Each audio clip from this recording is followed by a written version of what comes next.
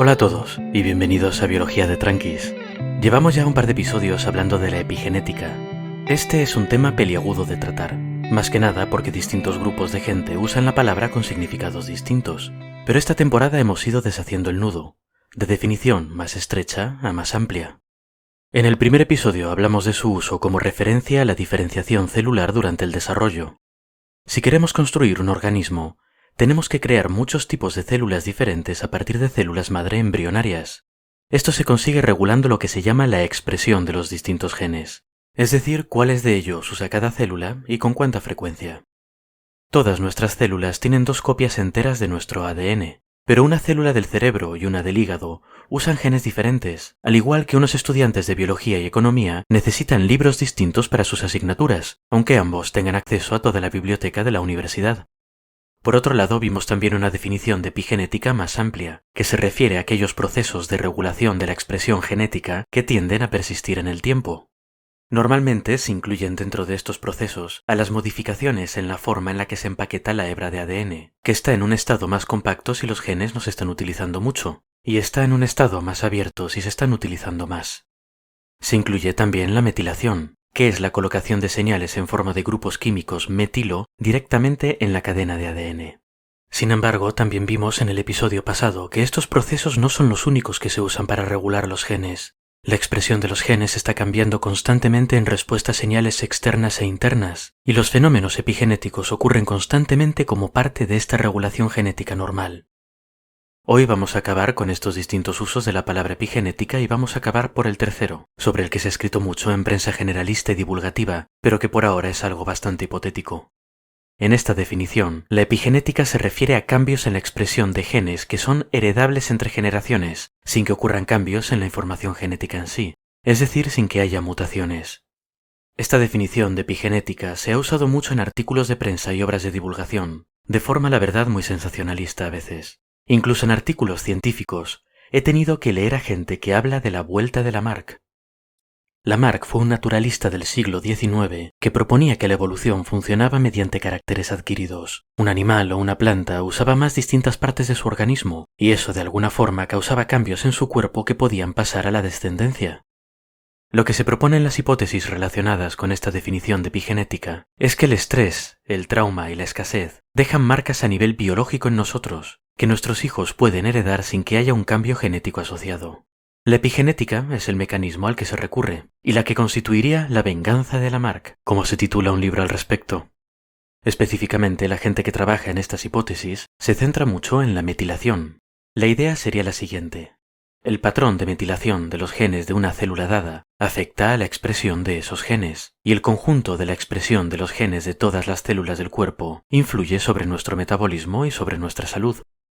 A su vez, el ambiente influye en esta expresión, y por tanto el patrón de metilación de nuestras células puede sufrir cambios debido a nuestras experiencias. Este patrón de metilación, además, es heredable a través de la mitosis, ya que la célula lo copia cuando replica su ADN al dividirse.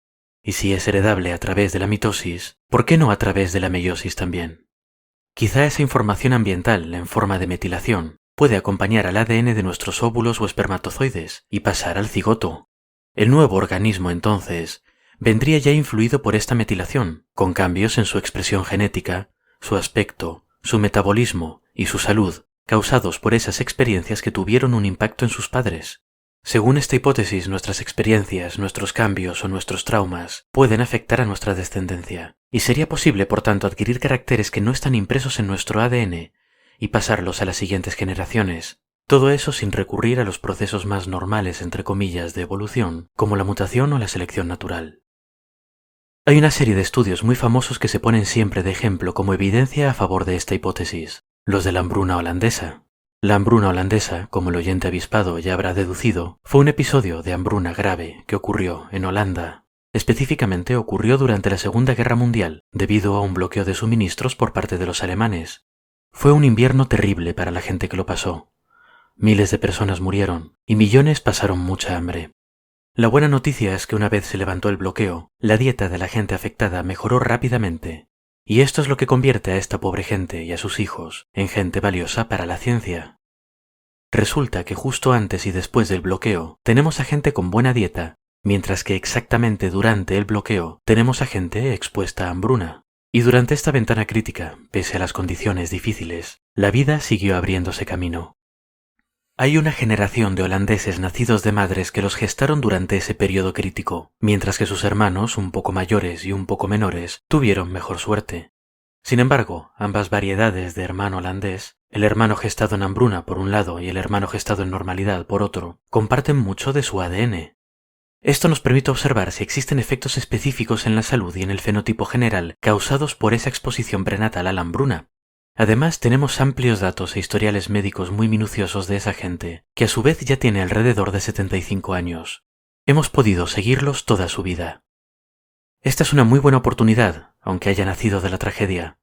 Es lo que se llama un experimento natural, y estos datos se han estudiado con mucha atención.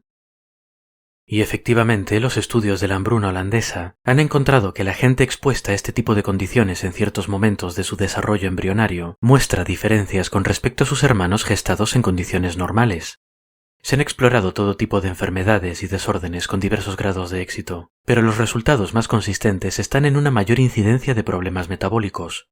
Mayor intolerancia a la glucosa acompañada de más riesgo de diabetes tipo 2, por ejemplo, o mayor riesgo de enfermedad coronaria, o mayor riesgo de obesidad, ese tipo de cosas.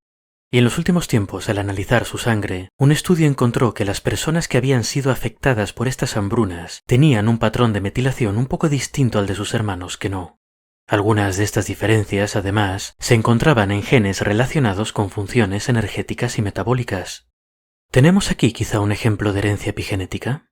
¿Es esto una demostración de que existe la transmisión de caracteres adquiridos? Bueno, pues la verdad es que probablemente no, por una serie de razones. La principal es que estos estudios no indican que esto sea un efecto de herencia. De hecho, yo diría que demuestran todo lo contrario.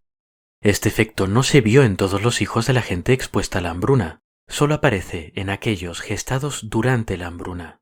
Si podemos usar como control a sus hermanos nacidos después del hambre, entonces claramente ni siquiera algo tan traumático dejó una marca permanente en sus padres.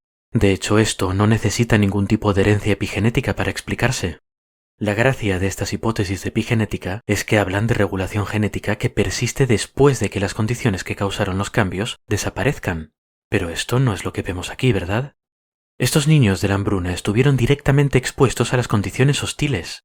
Al fin y al cabo, para nosotros, nuestra madre es nuestro ambiente durante el desarrollo. Compartimos el torrente sanguíneo con ella.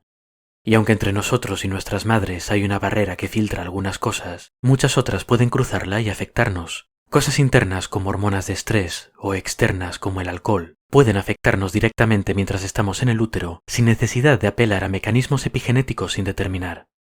Todas estas cosas están en la sangre de nuestra madre y a nosotros, por tanto, nos llegan también. Y por supuesto, nuestra madre es la principal responsable de darnos las calorías para crecer durante el desarrollo. Así que si nuestra madre no tiene todo el alimento que necesita, nosotros tampoco. Los niños de la hambruna holandesa, por tanto, no necesitan heredar la experiencia de sus madres, porque la experimentaron ellos directamente, y en un punto muy delicado de sus vidas como es el desarrollo embrionario.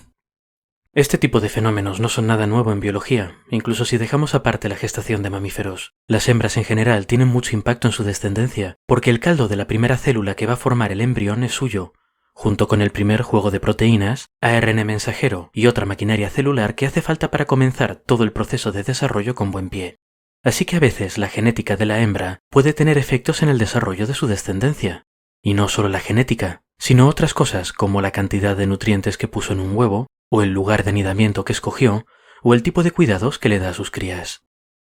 Nuestra madre, y dependiendo del animal, nuestro padre, son parte de nuestro ambiente cuando nos desarrollamos, y lógicamente tienen un impacto en ese desarrollo.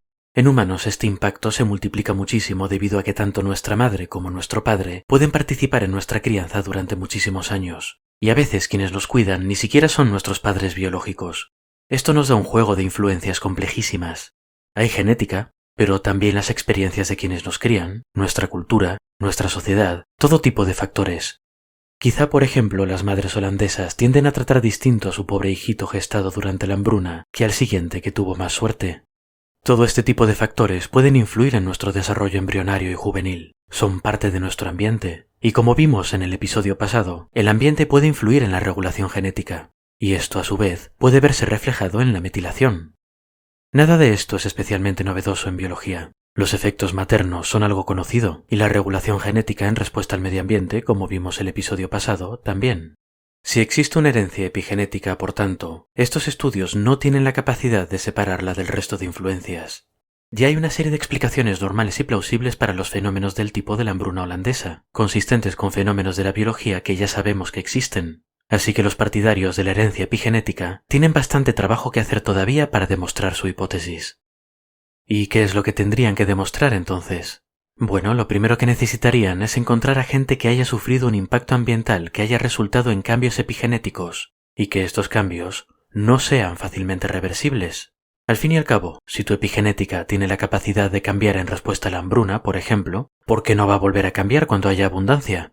Si estas marcas epigenéticas no pudieran revertirse y fueran heredables, todos tendríamos marcas de hambruna, ya que casi seguro que todos tenemos algún antepasado que pasó hambre.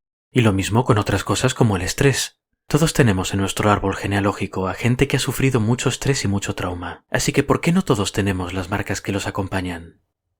Además de esto, también necesitamos demostrar que esas marcas epigenéticas y sus consecuencias a nivel físico son realmente heredables, y no un resultado de exposición directa.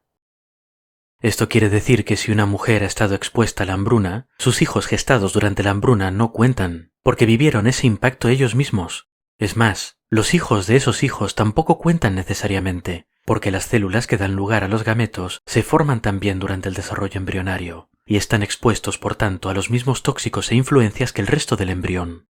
De hecho, para que esto se pudiese considerar herencia de caracteres adquiridos, como la llaman algunos periodistas e investigadores aventurados, los cambios tendrían que durar decenas, cientos y miles de generaciones, al igual que lo hacen las mutaciones genéticas. Pero no lo hacen. No estamos ni cerca de demostrar este tipo de heredabilidad en humanos. Ni siquiera los hermanos gestados después de que su madre pasase por la hambruna y se recuperase muestran algún síntoma, y los propios estudios los usan como control. Esto significa que no hay ni una sola generación de herencia. Solo hay factores ambientales con efectos directos sobre el embrión en desarrollo. Lo tercero que necesitamos después de todo esto es un mecanismo que medie esa herencia y esos cambios en la expresión genética. Normalmente lo que se mira en estos estudios es siempre la metilación de genes, pero el problema es que este mecanismo es un candidato un poco subóptimo. En mamíferos ocurren no una, pero dos grandes reprogramaciones de toda la metilación de todos los genes, dos borrones y cuentas nuevas. Una ocurre cuando se forman los gametos, los óvulos o espermatozoides, y otra cuando estos gametos se fusionan para comenzar a formar el nuevo embrión. Y si lo pensáis, tiene mucha lógica. Una de las principales funciones de la metilación parece ser regular la expresión de los genes, de tal forma que los que se expresan en las neuronas o en las células del hígado sean diferentes. Así que para formar un cigoto, la primera célula de un embrión que tiene que convertirse en todas las demás, todo este programa tiene que reiniciarse. La principal excepción a esto son genes cuya expresión debe controlarse mucho a todas horas. Un ejemplo son los transposones o elementos transponibles, genes que codifican maquinaria para cortarse a sí mismos y pegarse en otra parte del ADN. Esto es muy peligroso porque a veces pueden pegarse dentro de otros genes e inutilizarlos. Así que en casos de secuencias de ADN potencialmente dañinas como los transposones, la maquinaria celular usa regulación epigenética para mantenerlas silenciadas, y esa regulación sí que sobrevive a las dos grandes reprogramaciones si todo va bien. Pero el resto de la metilación no se mantiene a través de estos reinicios, al menos no de forma consistente. Por ello, como mecanismo de transmisión de caracteres epigenéticos, la metilación es un poco dudosa. Además, como vimos en el episodio pasado, usar la metilación como referencia para la expresión genética, y la metilación en sangre específicamente, tiene otra serie de problemas asociados. Así que en resumen, hasta el momento todo lo que tenga que ver con herencia epigenética en humanos es muy especulativo. Nos falta encontrar caracteres influenciados por el medio ambiente que resulten en cambios epigenéticos consistentes e irreversibles. Nos falta que sean heredables sin que el embrión esté expuesto al estímulo original. Nos falta también un mecanismo plausible para que estos cambios sobrevivan a las dos grandes reprogramaciones epigenéticas que ocurren en los gametos y el cigoto. Por eso es necesario tomarse con mucho escepticismo cualquier cosa que hable de epigenética en humanos, de cosas como transmisión de caracteres adquiridos, de heredar el trauma de tu madre o de tu abuela y de ese tipo de cosas. Lamarck, que sepamos, no planea vengarse de nadie en un futuro cercano. Estoy siendo un poco aguafiestas estos episodios. No es porque lo disfrute, aunque la verdad es que sí que lo hago. Es que estamos hablando de un campo muy nuevo. y en ciencia es importante mirar las cosas con ojo crítico cuando son muy nuevas. Sobre todo cuando se hacen afirmaciones extraordinarias como que la herencia de caracteres adquiridos existe y es un mecanismo evolutivo importante. Pero eso no significa que la epigenética sean todo cuentos, y es posible ser escéptico y a la vez estar dispuesto a equivocarse.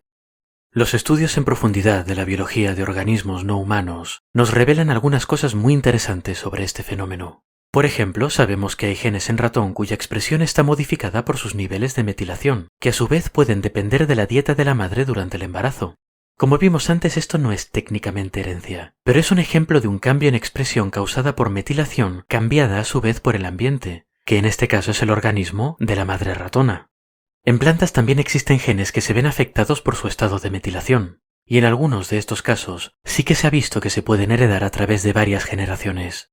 Algo parecido ocurre en Caenorhabditis elegans, la gusana elegante de la que hablamos ya un poco en el episodio 42, solo que en este caso, en vez de metilación, el mecanismo epigenético que regula la expresión de los genes son pequeños fragmentos de ARN en cooperación con proteínas. Estas regulaciones en gusana elegante pueden ocurrir en respuesta a cosas como la exposición a una bacteria infecciosa, a criarlos a temperaturas ligeramente incómodas durante un par de generaciones, o a restringirles la alimentación, y se ha demostrado que estos efectos pueden transmitirse a varias generaciones de descendientes, aunque se van diluyendo con el tiempo. Así que la modificación epigenética ambiental existe, y la herencia epigenética existe. Es solo que por ahora no podemos considerarlas un fenómeno generalizado, sino algo que conocemos por una serie de casos específicos repartidos aquí y allá en el árbol de la vida. Pero estos son casos muy ilustrativos, la verdad, y creo que se merecen tratarlos de forma un poco más detallada. Así que espero no abusar de vuestra paciencia si dedico un episodio a hablar de ellos con más calma. Pero por ahora me interesa que os quedéis con las cosas que hemos hablado estos últimos 3 episodios, porque nos ayudan mucho a entender qué es y qué no es la epigenética. Que como veis es un tema muy confuso y muy complejo, pero también muy fascinante. Para el episodio que viene, entonces, con esta base general, hablaremos un poco de estos casos que os acabo de resumir, y del hilo conductor que conecta los mecanismos epigenéticos de ratones, plantas y gusanas elegantes. Es algo que os mencioné antes de pasada, pero que merece la pena tratar más en profundidad, porque es un tema que siempre acaba apareciendo cuando se habla de epigenética. La defensa frente a la que quizás sea la forma más refinada de parasitismo, los elementos transponibles o transposones. Hasta entonces pues, y espero que hayáis disfrutado el episodio.